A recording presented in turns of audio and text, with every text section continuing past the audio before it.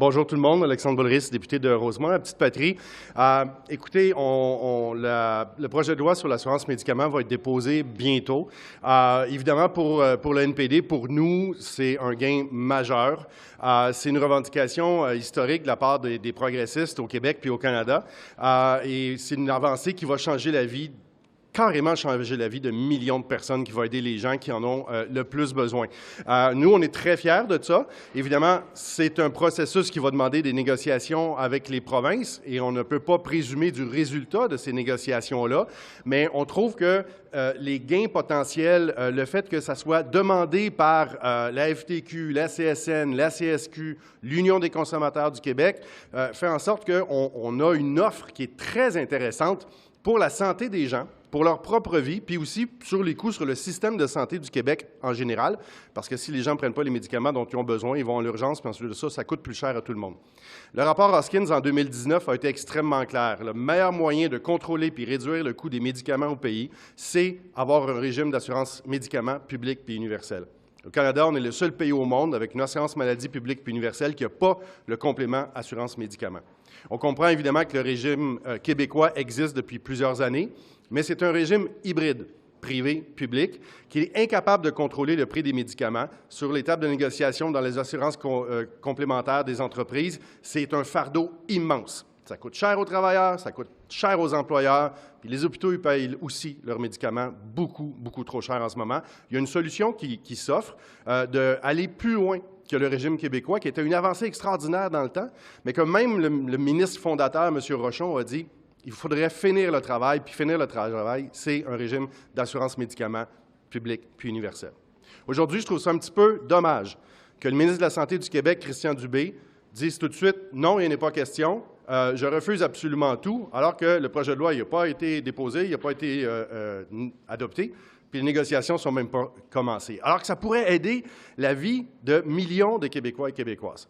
Je trouve ça dommage que M. Dubé veuille fermer la porte comme ça, tout de suite, alors que des gens pourraient en profiter, des gens profiter rapidement également. Je trouve ça triste que la CAQ nous dise « je ne veux pas aider les jeunes femmes à pouvoir accès à des contraceptifs à tous les mois de manière gratuite ». Je pense que M. Dubé va devoir s'expliquer à ces jeunes femmes-là pour qui c'est un fardeau financier qui est important. Et ça, c'est juste une première étape, puis on pense qu'on pourra aller beaucoup plus loin que ça. Alors, évidemment, je comprends que c'est peut-être pas le plan de match de la CAQ, mais c'est le plan de match des progressistes, c'est le plan de match du milieu syndical, c'est le plan de match du NPD. Puis nous autres, on espère que les discussions vont aboutir de manière favorable. Est-ce que le droit de retrait pour vous du Québec, est-ce que le Québec doit avoir ce droit de retrait-là, ou vous êtes un peu... Nous, là, ce qui est important, c'est d'être capable d'aider les gens à ce qu'ils aient accès à leurs médicaments. C'est ça le plan de match, c'est ça l'objectif, c'est ça qui est visé. Évidemment, les régimes d'assurance médicaments vont être gérés par les provinces. Nous, au NPD, on pense que le Québec a un droit de retrait avec compensation financière. Évidemment, c'est dans la déclaration de Sherbrooke. C'est quelque chose qu'on a toujours dit, que je répète depuis des années, que je continue à défendre aussi. Mais je vous dis, avant de fermer la porte, on peut-tu regarder un petit peu comment ça pourrait aider les Québécois et les Québécoises? Le régime actuel, là, il est imparfait. Il y a des gens qui travaillent à temps partiel dans des épiceries qui sont obligés de cotiser à leur assurance collective. C'est 30 % de leur paye. Avant de dire non à ce monde-là, on pourrait-tu s'asseoir puis jaser? Compensation, est-ce que ça serait la façon de corriger ce que vous avez, les imperfections que vous mentionnez? Le Québec aurait le droit d'avoir cette compensation financière puis d'avoir bonifié le régime québécois d'assurance médicaments, bien sûr. Mais nous, ce qu'on veut, c'est que l'argent du fédéral pour améliorer les assurances médicaments serve à l'assurance médicaments, pas des baisses d'impôts, pas à construire des routes ou un troisième lien. Donc, il y a un risque si le... J'essaie de comprendre ce que vous dites.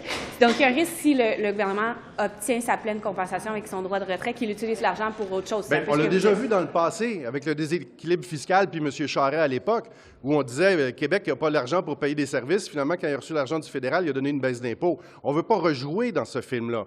Puis il y a déjà des ententes bilatérales qui existent. On l'a vu sur les services de garde, on l'a vu sur l'infrastructure, on l'a vu dans d'autres domaines aussi, où on est capable de dire, mais si la province, si le Québec a un programme qui est similaire avec des objectifs qui sont semblables, évidemment, on est tout prêt à s'asseoir et être capable de voir cette compensation-là, comment elle peut être utilisée concrètement pour l'intérêt des Québécois et des Québécoises.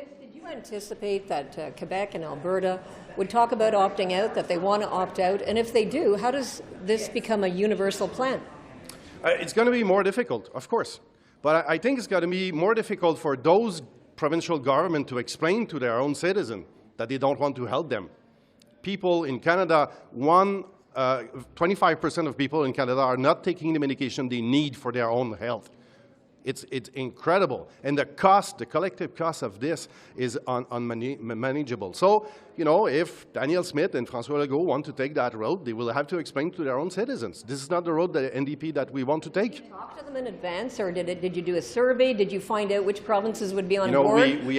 We have ran on pharmacare, universal pharmacare, since like 3 decades. So if they are not aware of that, they should listen, watch in federal politics. Your positions. Will there be more that want to opt out? I'm really sad today and surprised that they are trying to close the door. But, you know, we'll see. Weeks will come and months, and, you know, they will see what is the real offer on the table. It's going to be really hard to say no. Concernant les vols de voitures, le gouvernement arrive avec un projet de loi, un règlement qui, visiblement, ne règle pas le problème. Est-ce que vous trouvez que c'est un peu improvisé, cette solution-là? C'est totalement improvisé. On dirait que c'est une espèce de solution prise sur le coup de la panique. On a chiffonné quelque chose sur un bout de napkin, sur un coin de table. Ça ne tient pas la route. Mais on a une situation de vol de voiture avec le laisser-aller des libéraux depuis des années, qui n'ont rien fait vraiment pour améliorer la sécurité. Puis les conservateurs qui ont beau hurler aujourd'hui, mais qui ne se rappellent pas qu'ils ont coupé des centaines de postes d'agents dans le service frontalier. C'est une bonne partie de leur faute, qu'est-ce qui se passe aujourd'hui. Donc les conservateurs et les libéraux n'ont pas grand-chose à dire. Mais surtout, aller parler aux experts puis consulter les gens sur le terrain. Si tout le monde vous dit que ça n'a aucun sens et ça ne changera rien, mais prends une autre décision. Canadians expect to be covered by pharmacare for birth control and diabetes. You know, it's really it's going to be the result of negotiations and discussions between the federal government and provinces. I hope it's going to be as soon as possible, but it's not going to be next week, sadly. No timeline. No timeline.